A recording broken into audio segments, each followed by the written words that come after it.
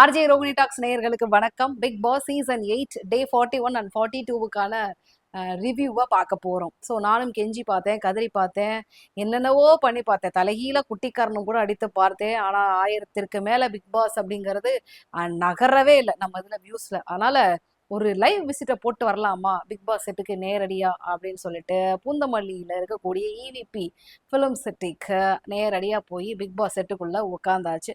So அங்கே நமக்கு நல்ல அழகான மரியாதையெல்லாம் கொடுத்துட்டு அப்படியே உள்ள ஆடியன்ஸில் வந்து ஃப்ரண்ட்டில் உட்கார வர வச்சுருந்தாங்க.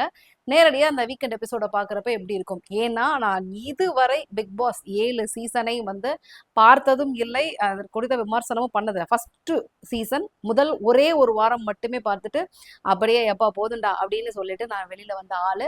ஸோ முதல் முறையாக இந்த சீசன் தான் ஃப்ரம் டே ஒன்லேருந்து இப்போ வரைக்கும் பார்த்துக்கிட்டு இருக்கேன், விமர்சனமும் பண்ண ஆரம்பிச்சிருக்கேன். சரிங்களா?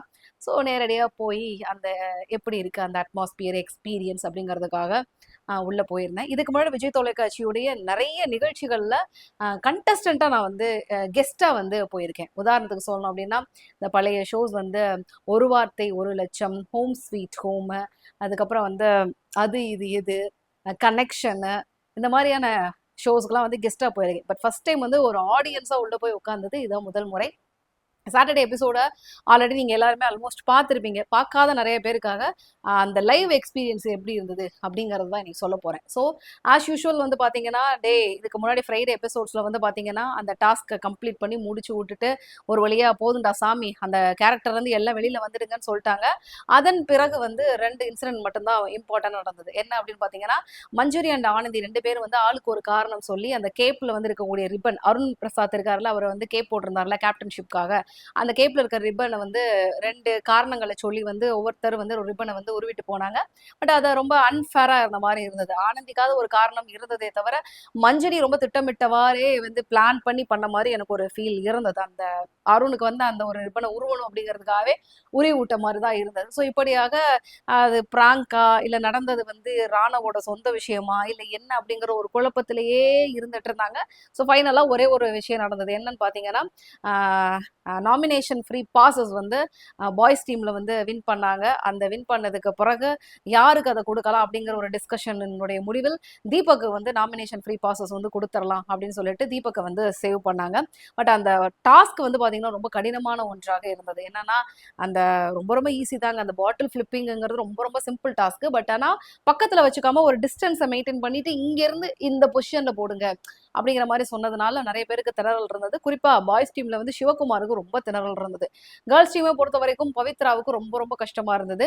ஸோ அதுல என்னன்னா அந்த கஷாயத்தை குடிச்சிட்டு ஒரு தடவை மிஸ் பண்ணா கஷாயத்தை குடிச்சிட்டு தான் மறுவேலை பண்ணணும்னு சொல்றப்ப குடிச்சு கொமட்டி ஒரு பக்கம் அப்படிங்கிற சத்தம் தான் நேற்று பிக் பாஸ் வீடு முழுக்க பூந்தமல்லி முழுக்க கேட்டிருக்கு. அந்த அளவுக்கு வந்து கஷாயத்தை குடிச்சிட்டு எல்லாரும் வந்து ரொம்ப அவஸ்தப்பட்டிருக்காங்க. அந்த டாஸ்கோட முடிவில் தான் ஜெயிச்சு நாமினேஷன் ஃப்ரீ பாஸை வந்து தீபக்கு கொடுத்தாங்க. ஸோ எப்படி ஒரு விஷயம். ஸோ ப்ரொவிஷன் இல்லாம பாய்ஸ் டீம்ல வந்து ரொம்பவே சோத்துக்கு வந்து ரொம்ப ரொம்ப கஷ்டப்படுற சூழல். ஏன்னா மார்னிங் கொஞ்சோண்டு கஞ்சி, மதியான சாப்பாடு வந்து ஸ்கிப் பண்ணியாச்சு, நைட்டுக்கு மட்டும் இருக்கிறத வச்சு சாப்பிட்டுக்கலாம், ஒரு நாள் அட்ஜஸ்ட் பண்ணிக்கலாம்னு சொல்லிட்டு கொலப்பட்டினியா கிடந்தவங்களுக்கு பிக் பாஸ் போனா போகுது அப்படின்னு சொல்லிட்டு கொஞ்சம் ப்ரொவிஷன்ஸ் எல்லாம் கொடுத்து சாப்பிடுங்க அப்படின்னு சொன்னாரு.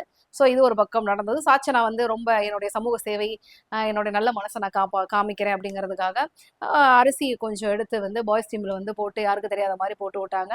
பட் அதுவும் கொஞ்சம் மனிதத்தன்மையான ஒரு செயலாக வந்து இருந்தது. இப்படித்தான் வந்து பார்த்தீங்கன்னா டே 41 விஷயம் நடந்தது. ஸோ 42 பொறுத்த வரைக்கும் நேரடியாகவே உள்ள போயாச்சு. ஸோ ஆரம்பிச்சார் விஜய் சேதுபதி அவர்கள். இன்ட்ரடக்ஷனை கொடுத்த உடனே என்னென்னலாம் வந்து இந்த வீக்ல உங்களுக்கு பிடிச்சது அப்படின்னு சொல்லி கேள்வியை எங்ககிட்ட நேரடியாவே கேட்டார். நிறைய பேர் வந்து நிறைய விஷயங்கள் வந்து இதெல்லாம் கேளுங்க, இதெல்லாம் நீங்க அட்ரஸ் பண்ணணும் அப்படின்னு சொன்னாங்க. அந்த பெரும்பான்மையா சொன்ன எல்லா விஷயத்தையுமே ஹவுஸ்மேட்ஸ் கிட்ட டைரக்டாவே வந்து அட்ரஸ் பண்ணாரு. அதுதான் உண்மை. ஏன்னா நம்ம எல்லாருமே இந்த எபிசோட வந்து எடிட் பண்ண ஒரு வெர்ஷன் தான் பார்க்க போறோம். பட் இன்னைக்கு நான் வந்து 3.5 மணி நேரம் வந்து எடுக்கப்பட்ட அந்த வெர்ஷனை வந்து பார்த்தேன். அதுல இருந்து எடிட் பண்ண ஃபுட்டேஜ் 1.25 மணி நேரம் 1.5 மணி நேரம் தான் உங்களுக்கு இந்த வீக்கெண்ட் எபிசோட்ல வந்து டெலிகாஸ்ட் பண்றது. சரிங்களா? ஸோ 16 பேருக்கும் பேசுவதற்கு வாய்ப்பு கொடுக்குறாரு. முதல்ல எடுத்தோடனே முதல் செக்மெண்டாகவே 16 பேரையுமே வந்து இந்த வீக் வந்து எப்படி போச்சு, டாஸ்க் வந்து எப்படி என்ஜாய் பண்ணீங்க அப்படின்னு ரொம்ப பாசிட்டிவா ஸ்டார்ட் பண்றாங்க. 16 பேரும் சொல்லி முடிச்சதுக்கு பிறகு ஒரு பிரேக் முடிச்சதுக்கு பிறகு இன்னும் இந்த கேரக்டரை வந்து பெட்டரா யாரு பண்ணிருக்கலாம், இன்னும் இதை எப்படி சுவாரஸ்யப்படுத்திருக்கலாம் அப்படிங்கிற ஒரு கேள்வியை முன்வைக்கிறாரு. அதற்கும் வந்து பதில் சொல்றாங்க. இந்த கேரக்டர் வந்து நான் பண்ணா கரெக்டா இருக்குமே அப்படிங்கிற மாதிரி நீங்க நினைச்ச கேரக்டர் என்ன அப்படிங்கிற ஒரு கேள்வியை முன் வச்சோடனே அதுக்கும் வந்து ஒவ்வொருத்தரும் ஒவ்வொரு விதமான பதில வந்து சொன்னாங்க. ஓவரால் இன்னைக்கு எபிசோட பொறுத்த வரைக்கும் எனக்கு ரொம்ப ரொம்ப பிடிச்ச ஒரு செக்மெண்ட் என்ன அப்படின்னு பாத்தீங்கன்னா, ஜாக்லின் என்ன நடந்துச்சு அப்படிங்கறத வந்து ஒரு சுவாரஸ்யமான ஒரு ஃப்ளோல மெயின்டைன் பண்ணி கதை சொன்னாங்க. நேர்ல உண்மையிலே பார்த்தோன்னே ரொம்ப ஆனந்த பரவசப்பட்டு நான் கைத்தட்டினேன். என்ன ஃப்ளோ! ஏன்னா ஒருத்தர் பேசுறத கேட்கறதுக்கு இன்ட்ரெஸ்டிங்கா இருக்கணும். அது வந்து ரொம்ப ரொம்ப முக்கியம். ஃபர்ஸ்ட் ஒரு 2 நிமிஷத்திலேயே வந்து ஒரு மாரி ஈய அப்படிங்கிற மாரி ஆக்கிட்டாங்கன்னாலே, அங்கேயே வந்து படுதோல்வி அடைந்து விடும். ஸோ அப்படி இருக்கிறப்ப கிட்டத்தட்ட ஒரு 10 நிமிஷம் அந்த கதைய வந்து அவங்க சொன்னாங்க. எடிட்டர் வெர்ஷன்ல சில விஷயங்கள்லாம் கொஞ்சம் ஷார்ட் பண்ணிட்டாங்க. பட் அந்த நேர்ல வந்து ஒரு 10 நிமிஷம் அவங்க அந்த ஃப்ளோல வந்து மிஸ் ஆகாம அந்த கதை வந்து ரொம்ப அழகா நரேட் பண்ணாங்க. அந்த விதம் வந்து சூப்பர்பா வந்து பிடிச்சிருந்தது. அதே மாதிரி கேம்ல வந்து ஏன் வந்து நான் கூட ஒரு கேள்வி கேட்டிருந்தேன். என்னன்னா, ஆ இந்த டாஸ்க்ல இன்ட்ரெஸ்டிங்கா நாஸ்டால்ஜிக்கா காட்டுறதுக்கு இவ்வளவு விஷயங்கள் இருக்கு. ஆனா ஏன் சத்தமும் வந்து இரைச்சலும் அதிகமாவே இருந்தது அப்படிங்கறத கேளுங்க அப்படின்னு. பெர்ஸ்பெக்டிவ் இருக்கா? அதெல்லாம் இருக்கிறது வரவேற்கும் நான் இது.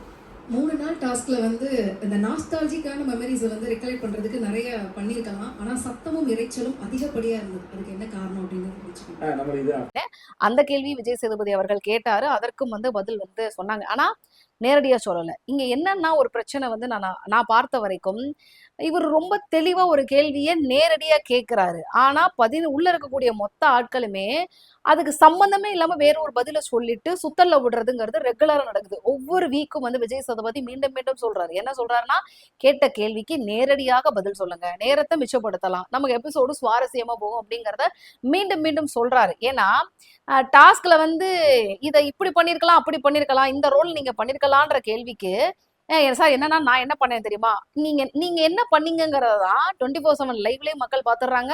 டெய்லி போடக்கூடிய எபிசோட்லயும் பாத்துறாங்க. விஜய் சேதுபதியும் பாத்துறாரு. அது எதுக்கு திரும்பி எக்ஸ்பிளைன் பண்றீங்க அப்படிங்கிற ஒரு கேள்வி வந்து மறுபடியும் வருது. மேக்சிமம் எல்லாருமே கேட்ட கேள்விக்கு வந்து சுத்தல்ல விட்டு 10 நிமிஷம் பேசுறது 5 நிமிஷம் பேசுறதுங்கிற மாதிரியே பேசி ரொம்ப வந்து பொறுமையா சோதிச்சாங்க. ஆடியன்ஸே ஒரு பக்கம் விஜய் சேதுபதியும் சொல்றாரு, எப்பா இந்த எபிசோட இப்போட முடிச்சுக்கலாம்டா போதும்டா அப்படிங்கிற அளவுக்கு அவங்க வந்து பொறுமையை சோதிக்கிறாங்க. அது ரொம்ப உண்மை. பிளஸ் இன்னொரு விஷயம் வந்து வெளியில சோசியல் மீடியால பயங்கரமா பரவுச்சு. என்னன்னா விஜய் சேதுபதி யாராக்குமே வந்து பேசுறதுக்கு வாய்ப்பு கொடுக்க மாட்டாரு, அப்ராப்ரியேட்டா வந்து கட் பண்றாரு அப்படிங்கிற ஒரு விமர்சனம் வந்தது. பட் இன்னைக்கு நேர்ல போய் பார்த்ததுனால நான் சொல்றேன், உள்ள இருக்கக்கூடிய ஒவ்வொருத்தருக்கும் இண்டிவிஜுவலா ஒவ்வொரு கேள்விக்கும் பதிலை வந்து மொத்த பேரும் சொல்றதுக்கு வாய்ப்பு தர்றாரு. இது முதல் விஷயம். அதே மாதிரி அவங்க வந்து எவ்வளவு பேசுறாங்க, எப்படி பேசுறாங்க, சுவாரஸ்யமா இருந்தது அப்படின்னா அதை வந்து அழகா அந்த பிக் பாஸோட எடிட்டிங் டீம் வந்து எந்த பாயிண்ட் வந்து ரொம்ப இன்ட்ரெஸ்டிங்கா இருக்கோ அதை எடிட் பண்ண அந்த வருஷனை மட்டும்தான் மக்களுக்கு வந்து எபிசோட்ல காட்டுறாங்க. அதுதான் உண்மை. சரிங்களா? சோ அது இல்லாம மற்றவர்கள் பேசுனதெல்லாம் வராம இருக்கிறது இவரு கட் பண்ணல, எடிட்டர் கட் பண்ணிடுறாரு. அதுதான் வந்து உண்மை. அதை கொஞ்சம் நல்லாவே தெளிவா நீங்க எல்லாருமே புரிஞ்சுக்கோங்க. பிளஸ் வந்து எல்லாருமே கேள்வி கேட்கிறாரு. இப்ப ஜெஃப்ரியை வந்து இன்னைக்கு அவர் கேட்டதா இருக்கட்டும் சரி, ஜாக்லின் வந்து அவர் அந்த விஷயங்களை பேசினதா இருக்கட்டும் சரி, எல்லாமே பண்றாங்க. இன்னொரு முக்கியமான விஷயம் என்னன்னா, பெரும்பான்மையா அங்க இருக்கக்கூடிய ஆடியன்ஸை வந்து என்னென்ன கேள்வி எல்லாம் கேட்கணும் அப்படிங்கறத முன்கூட்டியே கேட்டுறாரு.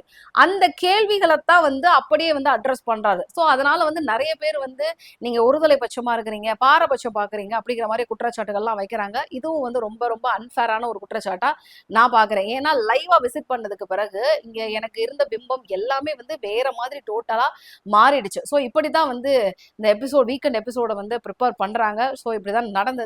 சோ ஒரு 3.5 மணி நேரத்திற்கு பிறகு முதல் அதாவது சாட்டர்டேக்கான எபிசோட வந்து நிறைவு செய்து விட்டு ஒரு பிரேக் எடுத்து முடிச்சுட்டு அதுக்கப்புறமான வேலைகள் வந்து நடக்குது. எனக்கு தெரியும் இன்னைக்கு வந்து யார் எவிக்ட் ஆனாங்க அப்படின்னு சொல்லிட்டு. ஆனா கண்டிப்பா வந்து ஒரு விஷயத்துல வந்து நம்மளை நம்பி சில நேரங்கள்ல வந்து அழைச்சிட்டு போய் ஒரு மரியாதையை கொடுக்கறப்ப அந்த கண்ணியத்தை காட்டுறதுங்கிறது ரொம்ப ரொம்ப முக்கியமானது. ஸோ அதைத்தான் மேக்சிமம் நான் எல்லா இடத்துலையுமே வந்து ட்ரை பண்ணுவேன். பட் இன்னைக்கு வந்து என்னை இந்த நேரடியாக அந்த செட் விசிட்டிற்கு வந்து எனக்கு அனுமதி கொடுத்த விஜய் சேதுபதி அவர்களுக்கு வந்து முதல் தரப்புல நன்றி. ஸோ நான் எனக்கு வந்து கேள்வி கேட்கறதுக்கான ஒரு வாய்ப்பையும் கொடுத்து அதையும் வந்து பேசுறதுக்கான வாய்ப்பு கொடுத்ததுக்காக இரண்டாவது நன்றி. ஸோ ஓவரால் இது வரைக்கும் திரையில் பார்த்ததை நேரில் போய் பார்ப்பதற்கான ஒரு எக்ஸ்பீரியன்ஸ். அதைத்தான் வந்து இன்னைக்கு நான் உங்களுக்கு ரிவ்யூவா வந்து மொத்தமா சொன்னேன். டுமாரோ உங்களுக்கு சாட்டர்டே என்ன எவிக்ஷன்ல இன்னைக்கு ஆல்ரெடி ஆயிடுச்சு, சண்டே ஆயிடுச்சுல்ல. ஸோ இன்னைக்கு வந்து எவிக்ஷன்ல யாரு அப்படிங்கறத சொல்லுவாங்க. ஆல்மோஸ்ட் உங்களுக்கு தகவல் வந்திருக்கும்னு நினைக்கிறேன். பட் இருந்தாலும் நாளைக்கு எபிசோட பார்த்து விட்டு உறுதி தகவல் என்ன அப்படிங்கறத நம்ம பெரிய டிஸ்கஷனுக்கு எடுத்து இது சரியா தவறா அப்படிங்கறத முடிவுக்கு கொண்டு வரலாம். ஆல்ரைட். ஸோ மீண்டும் உங்களை பிக் பாஸ் ரிவ்யூல மீட் பண்றேன். Until then bye from RJ Rohini. மறக்காம சேனலை லைக் பண்ணுங்க, ஷேர் பண்ணுங்க, சப்ஸ்கிரைப் பண்ணுங்க, சப்போர்ட் பண்ணுங்க. நன்றி.